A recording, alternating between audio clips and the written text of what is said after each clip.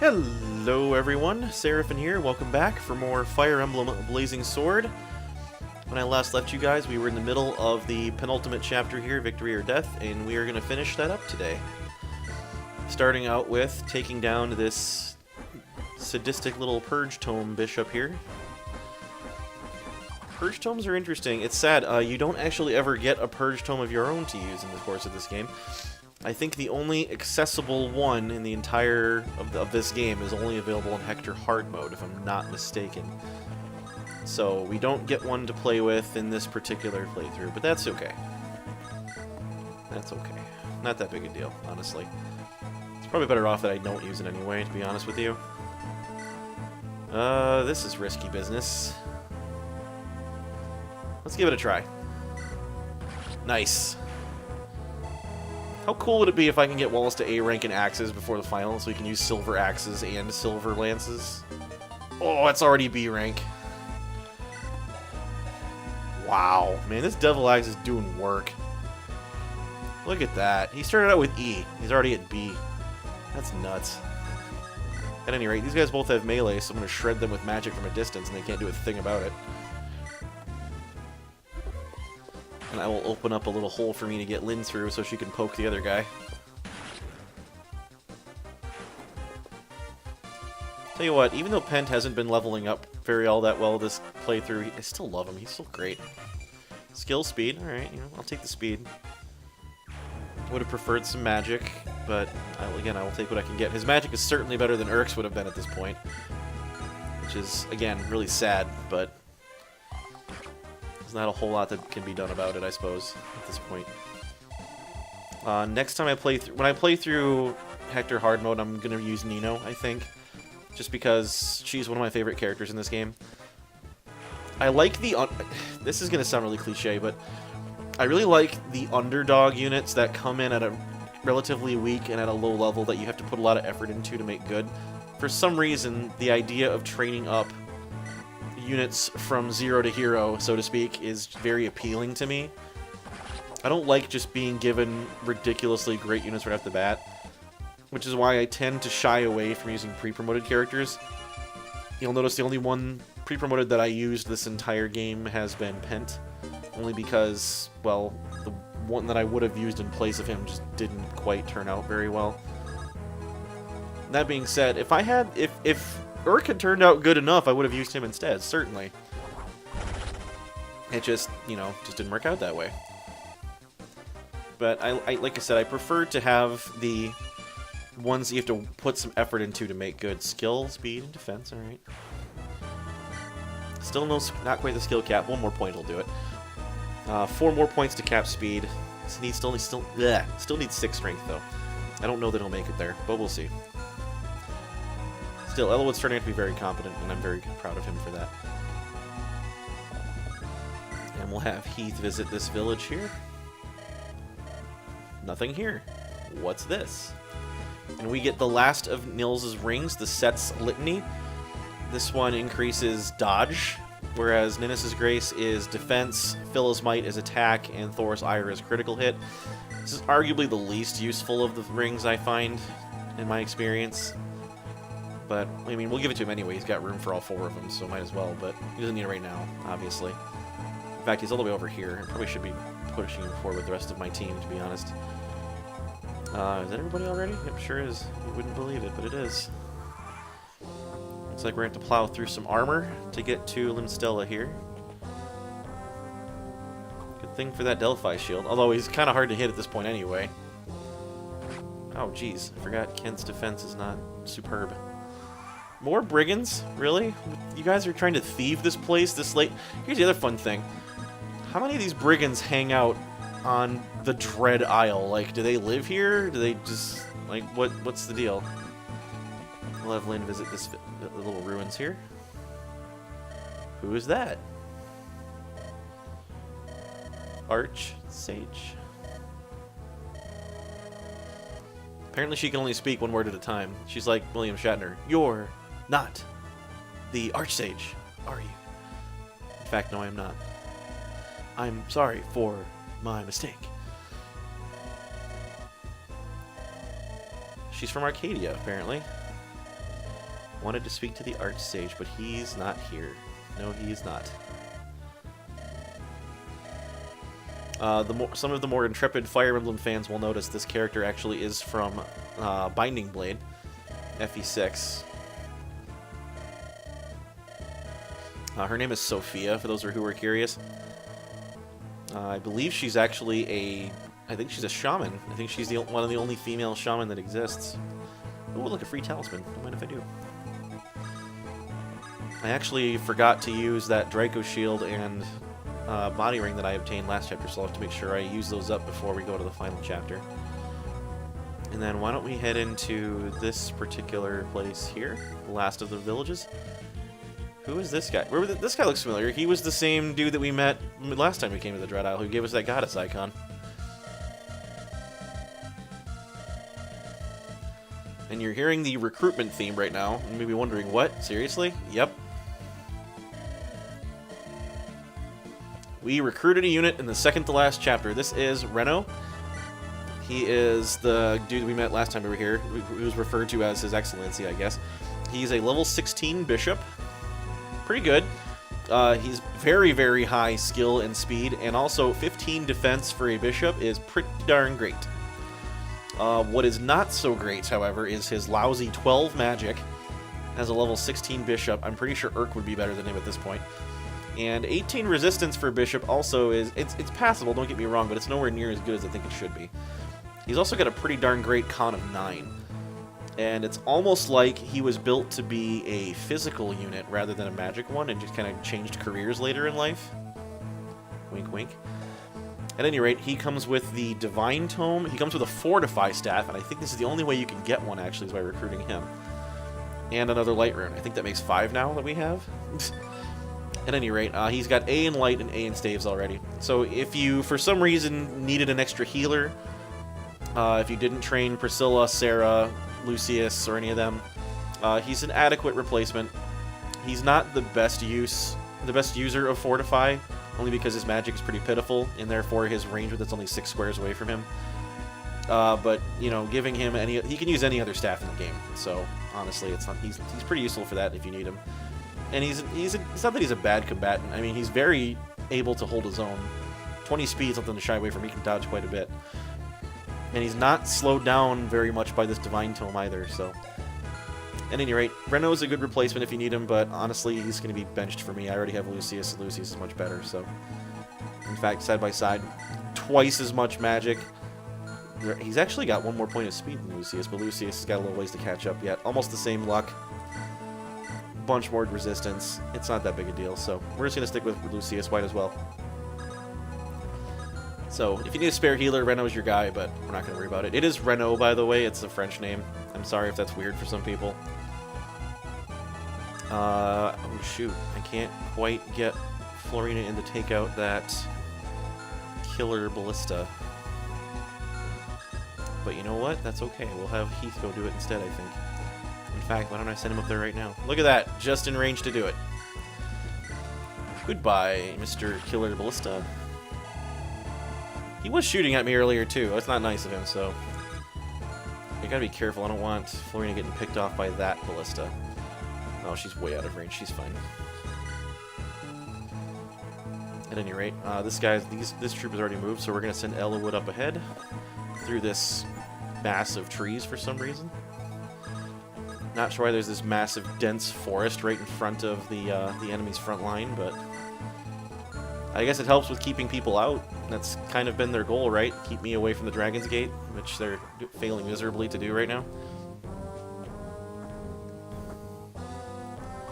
Probably should give Kent a heal pretty quick here, just in case he gets picked off by that ballista. That'd be pretty sad.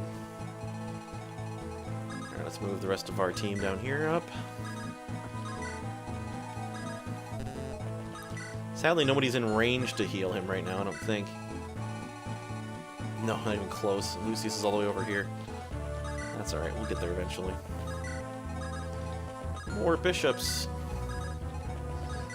Apparently you can never have too many bishops. Quote unquote.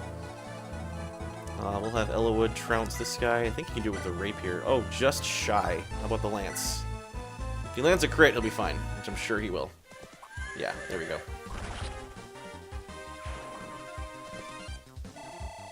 one of the two attacks he was almost bound to, so. Hector actually moves just as fast as Elowood right now. They have the same movement, but because horses don't move as well through trees, Hector can actually get through here quicker, which is kind of funny. We're going to give him his Wolf Bale so he can shred these Armor Knights. And shred them he will, rest assured. Worry you not, he will utterly obliterate them, the two that are going to be able to get to him. Actually, I lied, I think they all can. 0, 0, 0, that's always a fun thing to see. No hit, no crit, and even if they did, no damage. You see that a lot with Raven in particular a lot of the time. Hector sometimes often pretty quick too, especially with Armor Knights because they're just lousy at hitting things. And then they get one shot in return by a Wolf Bale to the face. Okay, that can't... Yeah, I guess I was right. Only two of them can get to him.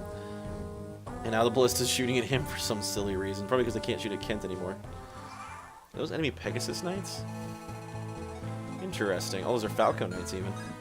Well, why don't we let Rebecca deal with those while I send my casters forward a little bit.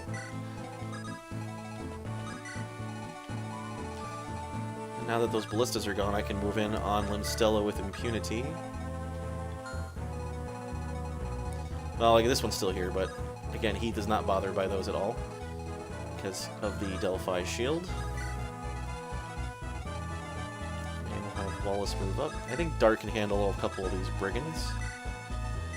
By a couple, I mean he can probably easily demolish all of them.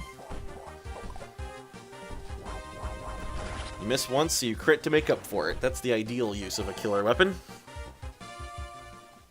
I do believe. Almost there. We're gonna make it to that Dragon's Gate with time to spare, I'm pretty sure, so. Elowood came up with Spear at this one. Again, I'm not sold on his javelin / spear throwing animation, but as long as it works. There we go, strength and speed, perfect. Nicely done, Elowood. That's very good. Hector will, of course, crush this sorry guy with an unnecessary critical hit. Seems to be the theme of the evening, or the theme in general of my playthrough of this, is completely unnecessary critical hits.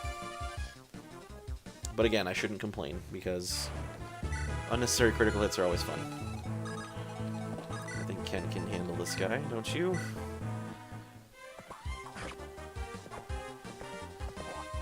Again, I really wish my Paladin had turned out better. I would have preferred to use one for the endgame, but c'est la vie, I suppose.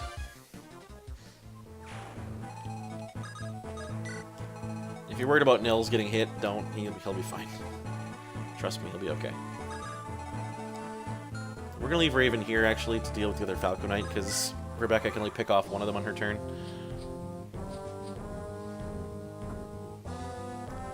There they go for Kent again. Oh, geez, he really does need a heal. Thankfully, Pent is right behind him now, so...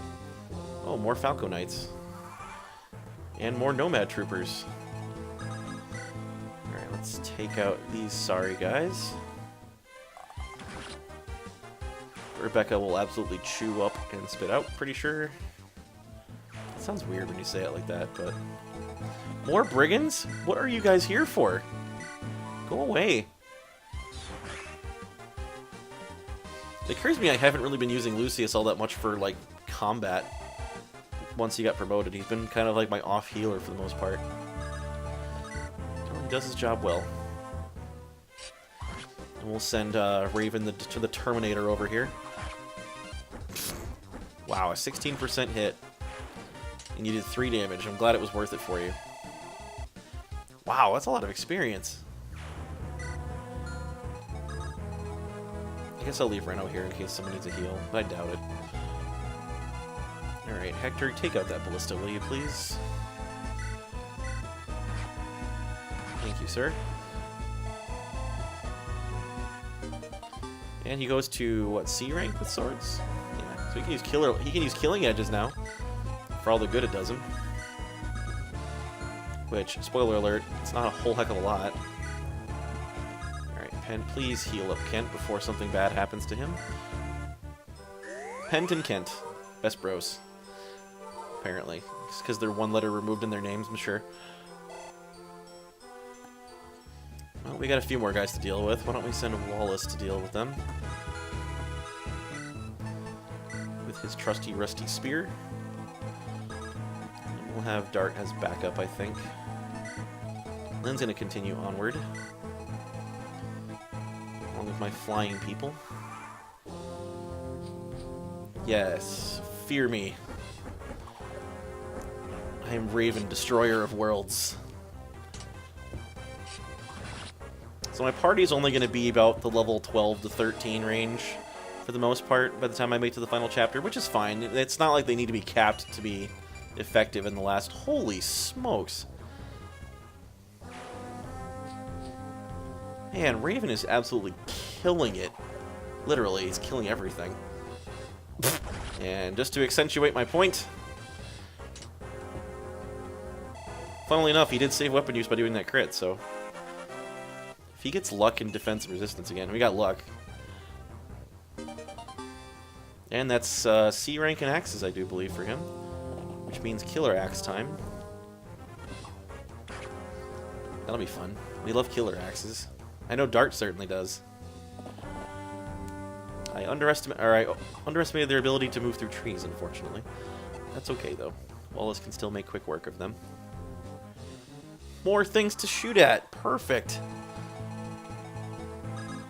This is another prime example of me remembering the enemy density being a lot more than it actually is. And... oh! That would have been cool, too. My luck, I would have killed myself. Like, random critical hit with that thing or something, who knows. Why waste a killer when I can use one use of a silver? I mean, if I crit with the killer, I would have only used one use too, but, you know... near certainty as opposed to not entirely 100%. Really? Dart? Come on, man, you can do better level ups than that. At least you got strength. You're just bolting that guy from here, huh? No, I wouldn't kill him. That's alright. I'll let Wallace mop him up next turn. And we'll let Hector heal up on this fort, along with his best bro, Ellawood. And Linstella is not going to know what to hit her. I don't believe. Well, she might. And we'll take down this here brigand some more. Again, a nice juicy target for light magic. I guess some people are going to be like in the level 15 range. That's even better. 10 luck. Hey, he finally broke double digits in luck. His defense is never going to go anywhere, but you know what?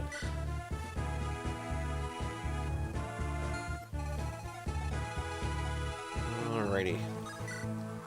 Getting toward the end here. Once these reinforcements quit spawning, then we can take care of Linstella. Again, I'm not concerned about making a big deal out of it. That being said, playing through on Hector's mode, there is a side quest to this chapter, believe it or not, and the only way to access it is to finish this chapter in, I think it's 20 turns or fewer, which sounds like it might be a difficult thing. It's really not. I think I'm only on, what, like turn 10 or 11 right now, and I'm already at Linstella's gate, pretty much.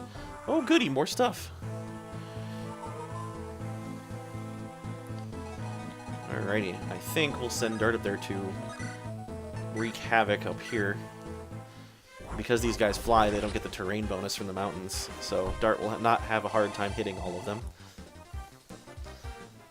Let alone driving an axe into their faces. Sadly, I did not bring a longbow for Lyn or anything, so I think Wallace is going to pull out the spear. No, you know what? It's Brave Lance time. Or I can just use the Devil Axe. That's more fun.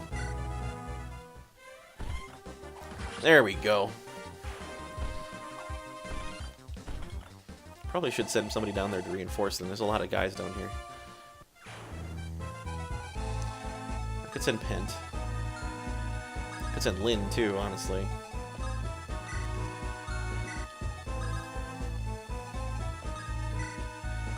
Yeah, we'll send Pent and Lyn down there.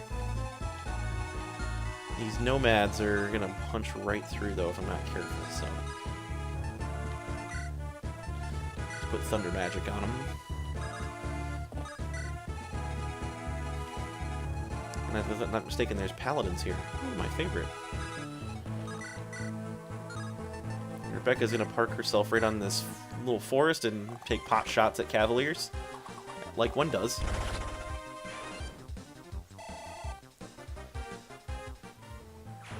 then her bow Raven over here is just gonna steel axe everything to death. I would love to be able to cap some people. I mean, it's really nice to see maxed out stats on all your units. Like, oh man, that's so cool. All the effort you put into them finally paying off when they're just unstoppable killing machines. It's completely unnecessary, but it's still cool. Yeah, Raven's capped strength and speed by this point, and he's 5 points off from skill. Heroes have a very steep skill cap, but he doesn't need it. So, but 15 luck, 16 defense. That's certainly nothing bad. Nothing bad at all. Alrighty, let's take care of this mess. This might take longer than I wanted it to, but that's all right.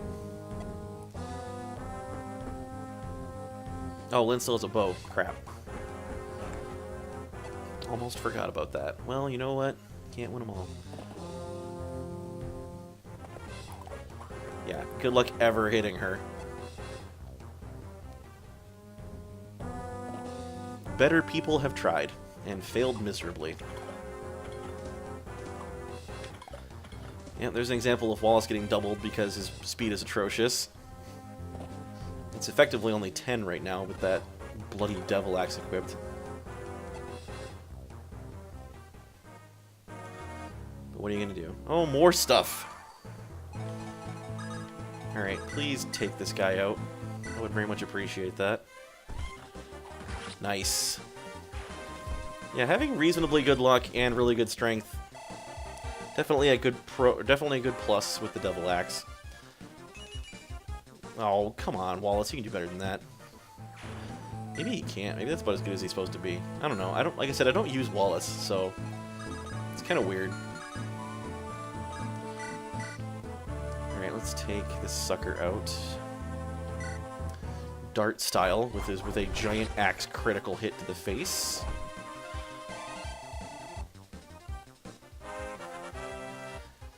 So I'm actually looking forward to how next chapter plays out because I'm going to be bringing some units that I don't normally bring, and I'm curious to see how that shakes out.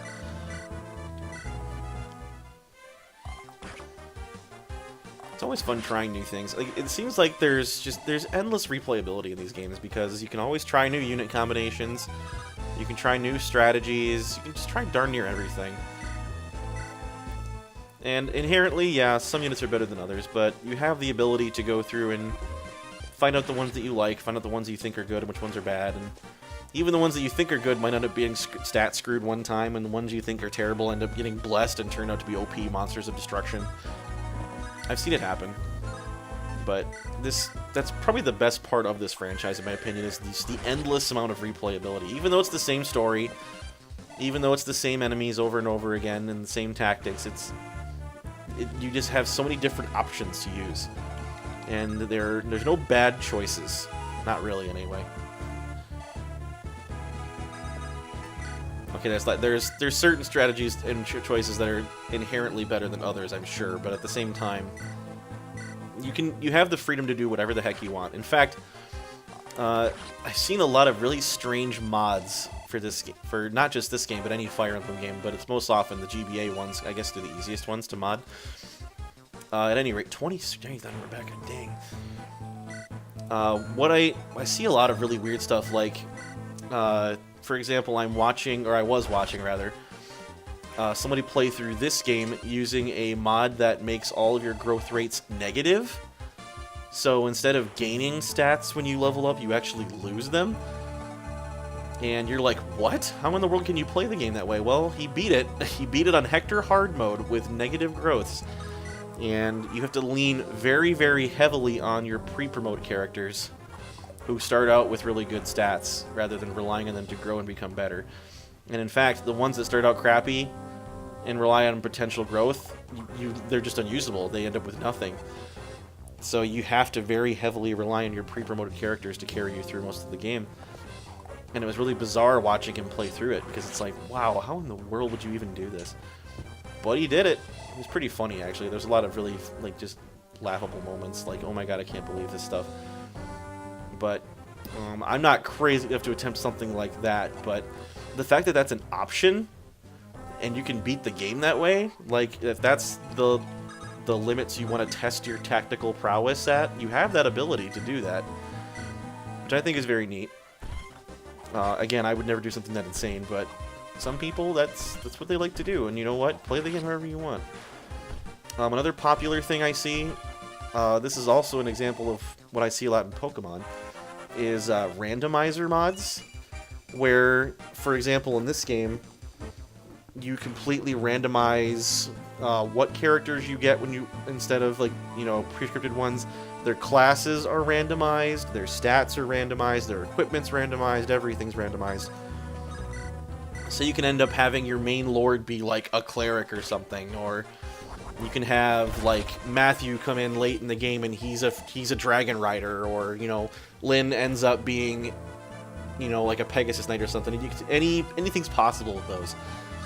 And those are really entertaining to watch. And I've never tried one myself, but I'm certainly not opposed to the idea. The problem I have is I'm a little bit of a purist, I'm going to admit, and it's not something that I'm terribly proud of, but I don't like... I like to have the unadulterated experience. I don't like playing with mods in most cases. That applies for just about anything. It's not just this game. There's a couple of exceptions to that. For example, I think Skyrim without mods is boring. But, like, I don't know that I would want to screw with the game mechanics with, like, a randomizer or something like that. I don't know that it would be as enjoyable for me.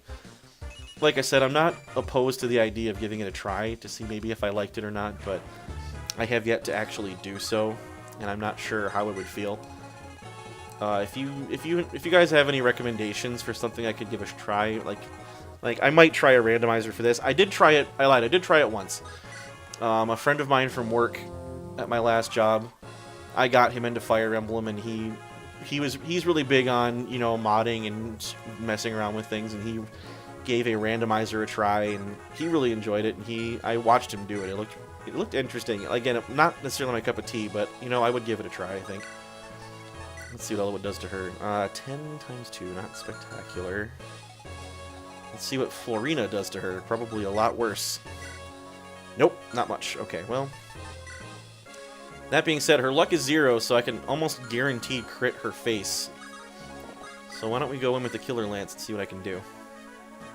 And 19 at 51. It'll take her 3 hits to kill me, assuming she even hits. So I think we'll be okay here. There's 1 crit. Can we get another? Can we dodge the Fimbulvether? Nope, no crit this time. That's okay. In fact, I could nils him up and maybe get crit twice, and that would just straight up kill her. That'd be pretty funny, wouldn't it? Let's see if we can make it happen. And if not, somebody else will kill her, and then I can seize the throne next turn, so. There's 1 crit. Can we get another? Can Ellawood solo the final boss? Nope, not quite. Pretty close, though. Got her down to 12 hit points. Not too shabby, Ellawood, not too shabby. Who do I want to have the kill? That's another good question. Why don't we let... You know, Florina hasn't killed anything in a while. Let's let her do it. And she... Well, she actually can't right now, believe it or not. I could pick up Ellawood and rescue drop him, I suppose. How I'm picking him up while he's on a horse is a great question. Don't ask me how it works. It's Fire Emblem physics. I don't pretend to understand. Steel Sword? No. Killer Lance. That'll do. Wow, Ellawood has a higher dodge rate than she does. Oh, probably because from terrain bonuses, maybe. And support bonusing with Hector being right next to him. There's the unnecessary critical hit. Perfect. Just what I've come to expect. Well, yeah, I knew that already. This sorrow is manufactured. Is it, though? I mean... You gotta wonder, that's a pretty deep question. It's like, are your manufactured emotions actually emotions? Like, I don't know. We get a Fimbulvether tome that I probably won't use much, if I'm being totally honest. Wow! Strength and skill cap. And she's 2 away from speed, if I'm not mistaken. Her luck's really high up there, too. You know, if I were able to get her to level 20, I'm pretty sure she'd cap everything but defense. Maybe not resistance either, but... And certainly not HP. I had to give her an angelic robe to get her where she's at with that, but you know what? That's one of the best Pegasus Knights I've ever seen. And that is not an exaggeration, ladies and gentlemen. That is probably one of the best Pegasus Knight growths that's ever been experienced in this game. Let's be totally honest. Alright, Eliwood will seize the Dragon's Gate, and that will be the end of the penultimate chapter. So we are moving on to the last one, everybody. This is it. I thought it was going to go on forever. It's not finished yet. Nurgle is waiting at the Dragon's Gate. Oh, he will pay, don't worry. No, we don't need a story right now. Oh, fine, he'll tell us. Alright, whatever. Okay, sit back and enjoy, everybody, while we enjoy a little exposition real quick. It's not that intensive, I don't think. A millennium ago. Yeah, we knew this part already.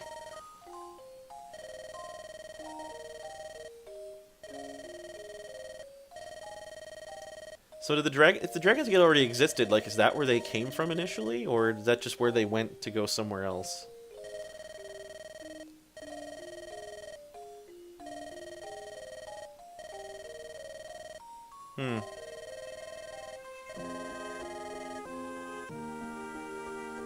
So this is Ninian and Nils in their dragon forms.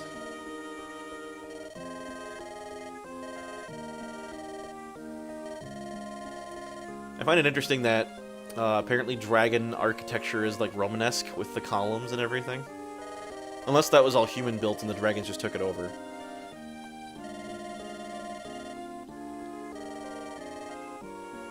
She held much power.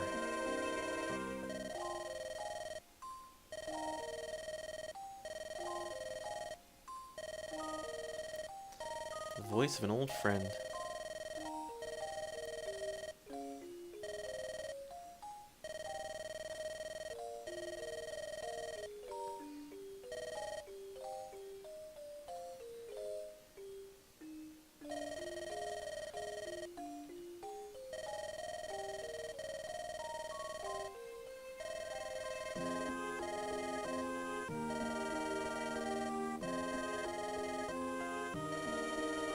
Wow.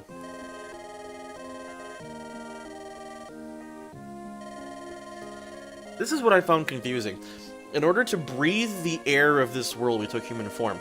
They keep referring to the fact that they returned here because they passed through the Dragon's Gate to go where they lived there, and then they came back. So, if they're originally from here, why would they have any trouble breathing the air of the world? Like, I never understood that, and I don't know if that's some kind of mistranslation or something. But he's explaining that they needed to transform into humans so that they could survive. Like, it's not easy or largely possible for them to become dragons in this dimension, so to speak. And I never really understood that, and I still don't. So, I don't know. I don't get it. Presumably, they should be just fine because this is where they're originally from, but...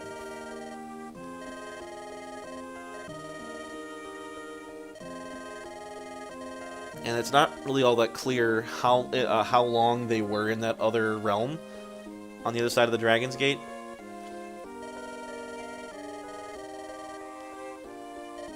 Oh look, it's Eliwood's dad. So they were contemplating suicide until they met Eliwood's dad.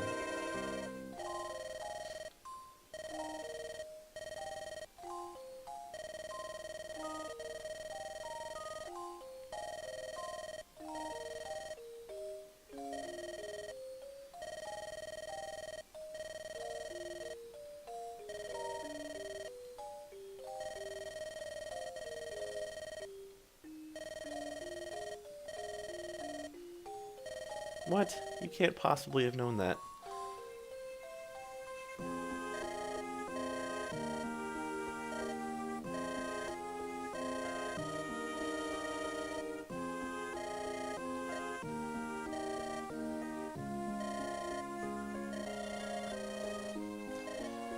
Only you can defeat evil sorcerers.